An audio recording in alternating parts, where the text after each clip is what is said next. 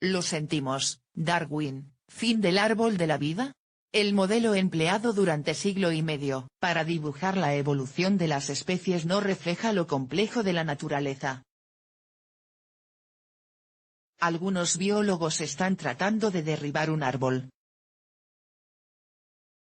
Parecería algo impropio de su profesión, si no fuera porque el árbol que intentan talar es solo metafórico, pero sus consecuencias pueden trastocar toda la visión que la ciencia tiene sobre los seres vivos. El 2 de octubre de 1836 Charles Darwin regresaba de su vuelta al mundo de casi 5 años, a bordo del bergantín HMS Beagle con un valioso tesoro de anotaciones, especímenes biológicos y muestras geológicas. Mientras recorría los foros académicos de Londres y Cambridge explicando sus observaciones y debatiendo con sus colegas, tocaba sentarse a organizar sus colecciones y escribir. En el caso de Darwin no hubo un momento de eureka. Su teoría de la evolución fue el producto de un laborioso proceso de observación, trabajo y raciocinio. Pero si tuviéramos que distinguir un solo hito de ese largo camino que llevaría en 1859 a la publicación de su obra más crucial, El origen de las especies, tal vez lo encontraríamos en julio de 1837. Fue entonces cuando Darwin comenzó su llamada Libreta B, la primera de una serie dedicada a estudiar el problema de la transmutación, o conversión de unas especies en otras. En la página 36 de aquella libreta, el científico escribió "Yo pienso", y a continuación esbozó el dibujo de un árbol ramificado, su primer bosquejo del árbol de la vida. Un árbol para reunirlos a todos. En realidad, Darwin no fue el primero en emplear la metáfora visual del árbol para plasmar las relaciones de parentesco entre los seres vivos. Otros, como el francés Jean-Baptiste Lamarck, también habían utilizado el árbol como esquema de clasificación de las especies, pero en su caso con la errónea concepción de que los linajes eran paralelos y progresaban hacia formas superiores, por ejemplo desde los gusanos a los mamíferos. La gran revolución de Darwin consistió en atar todas las ramas en un tronco común y establecer las causas de la ramificación, variación, selección natural, extinción. Así se formarían los géneros, guardando relación con los tipos antiguos, garrapateó Darwin junto a su árbol en la libreta B. Darwin no fue capaz de explicar el mecanismo de las variaciones, ya que el descubrimiento de la transmisión de la herencia aún debería esperar unos años más hasta los experimentos con guisantes del monje austrocheco Gregor Mendel. Desde entonces y hasta hoy, los científicos fueron dejando de lado el procedimiento de clasificación de los seres vivos por sus rasgos físicos, para determinar sus parentescos en función de su genética. El estudio de las semejanzas y diferencias entre los patrones genéticos de las especies ha servido a los biólogos para construir árboles filogenéticos, como hoy se llaman, cada vez más completos y complejos. El pasado septiembre, un proyecto cooperativo entre laboratorios de 11 instituciones de Estados Unidos publicó en la revista PNAS el más exhaustivo hasta la fecha, un vasto esquema que aglutina 500 árboles parciales procedentes de estudios anteriores, y que reúne un total de 2,3 millones de especies. Para facilitar la exploración visual del Open Tree of Life, un equipo de biólogos británicos ha creado una herramienta interactiva llamada Onezone que permite sobrevolar el árbol a vista de pájaro, y cernirse sobre sus ramas para examinar los pequeños detalles. El modelo del árbol es muy intuitivo, razón por la cual ha prestado tantos servicios a la biología durante más de siglo y medio.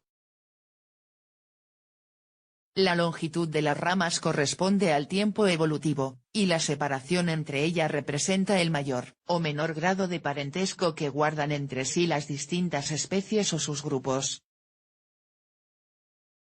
El árbol parte de un tronco común, los primeros microbios que surgieron hace unos 3.800 millones de años, para después ramificarse en tres grandes divisiones, arqueobacterias, bacterias, ambas, llamadas procariotas, y eucariotas, siendo este último grupo el que comprende todos los organismos cuyas células poseen núcleo, desde seres unicelulares como las amebas hasta los humanos. En el camino de esta larga y prolija serie de ramificaciones quedan muchas ramas muertas, las extinciones. Ramas que se comunican y se funden. Todo sería perfecto de no ser porque, en realidad, la naturaleza no funciona así. En 1951, un investigador de la Universidad de Washington en Seattle, Estados Unidos, llamado Victor Freeman descubrió algo curioso: los genes de un virus eran capaces de convertir la bacteria causante de la difteria de una forma inofensiva a otra virulenta. Unos años después, científicos japoneses demostraban que las bacterias, incluso las de distintas especies, podían pasarse entre ellas genes que las hacían inmunes a los antibióticos. Este fenómeno de intercambio de genes entre las bacterias fue recibiendo cada vez mayor atención, hasta que en 1985 el genetista molecular de la Universidad de Harvard Michael Sivanen publicó un artículo, PDF, en el que sugería que esta transferencia genética horizontal, TGH, o lateral, no solo es un mecanismo biológico importante en la naturaleza, sino que además es motor y guía de la evolución.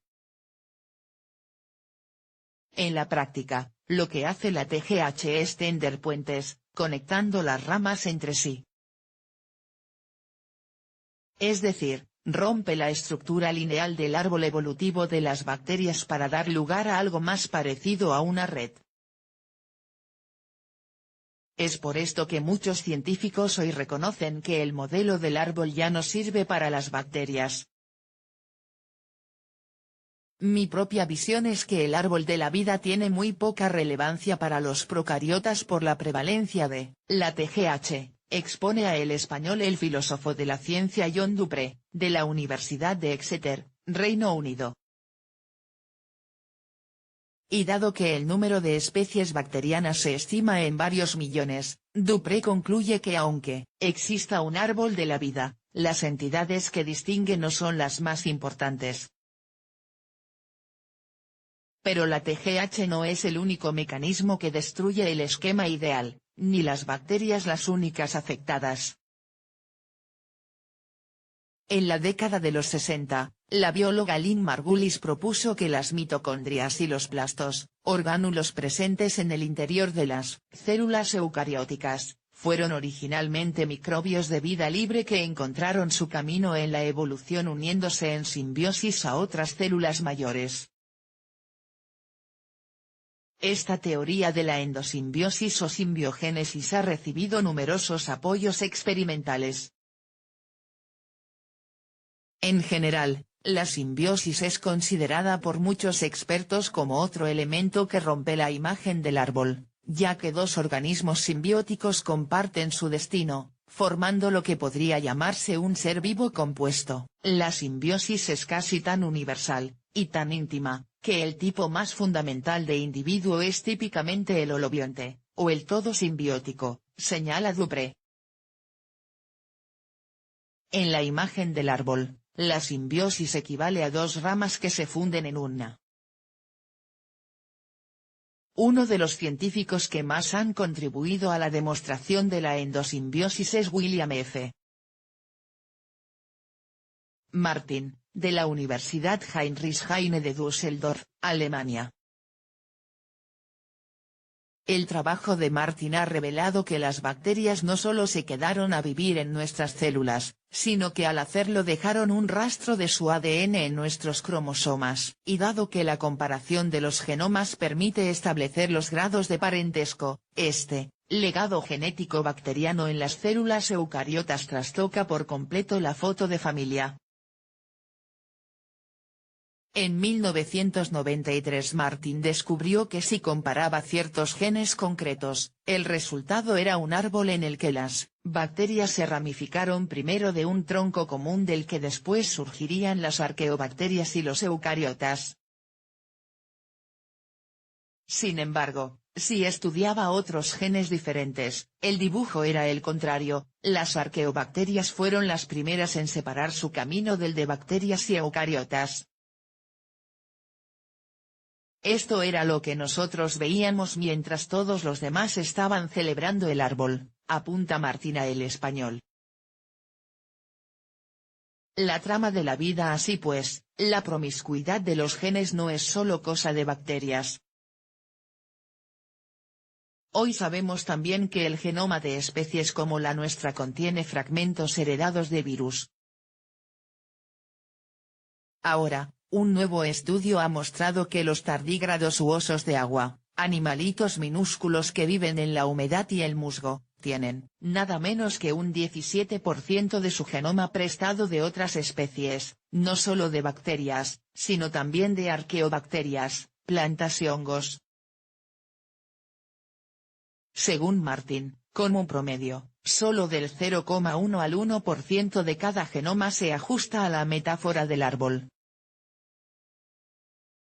Utilizar redes es una idea fructífera para describir mejor la complejidad de la vida y los procesos que la sostienen, y las amenazas de tala no acaban aquí.